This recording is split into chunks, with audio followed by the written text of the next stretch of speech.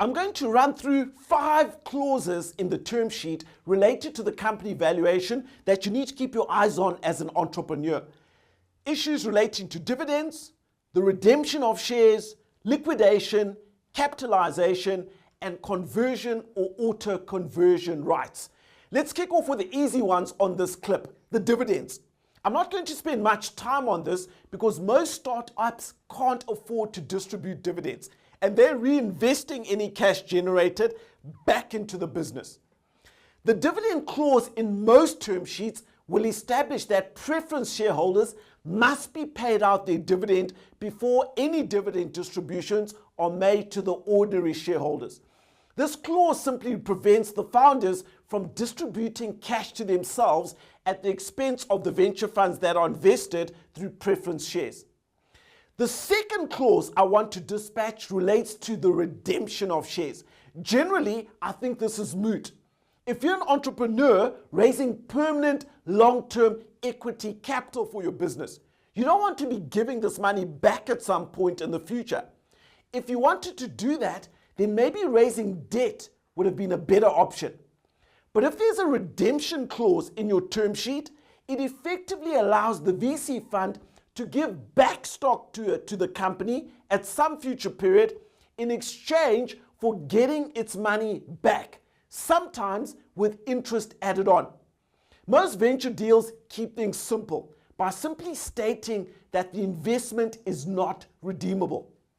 The third clause relates to liquidation preference. Liquidation preference is really just a fancy way of saying who gets their money back under certain circumstances. Now, these circumstances are referred to as a liquidation or liquidity event. Basically, how money is distributed if the company is sold off or if it's wound down. The liquidation preference clause helps to clarify and to align the expectations of early and later stage investors by prescribing how any liquidation proceeds will be shared. While this clause usually doesn't impact on the founders in any material way, it does have a potentially significant impact on the different investors in the company, particularly those who came in early and those that invested later.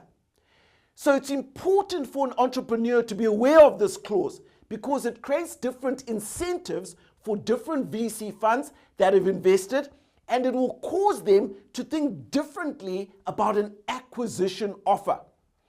The fourth clause I'm going to talk about relates to the capitalization of the company. So a capitalization table, also known as a cap table, is just a spreadsheet or table that shows the equity capitalization for a company.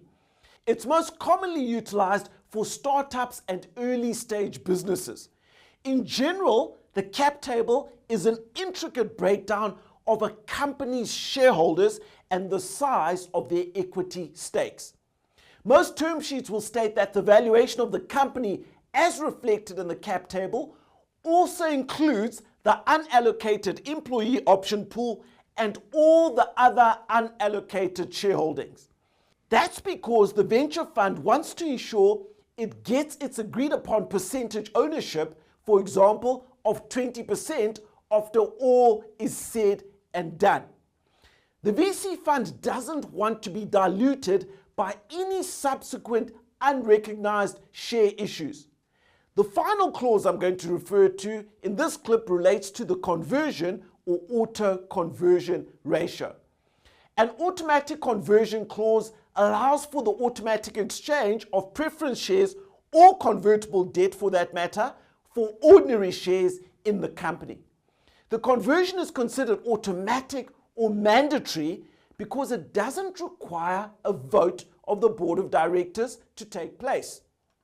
To clean up and simplify the company's capital structure before an IPO, for example, this provision may prescribe that all preference shares and all convertible debt be converted into ordinary shares on certain terms. So despite companies like Facebook and Google having dual share structures, a simpler capital structure with a single type of ordinary shares applicable to all shareholders makes a company much more attractive for going public. Obviously, the conversion from preference shares or convertible debt to ordinary shares will need to be attractive for the investing funds. As a founder, you've got to keep an eye on these key clauses. They help you follow the money and anticipate how different investors will respond in different situations based on the impact it would have on their investment returns.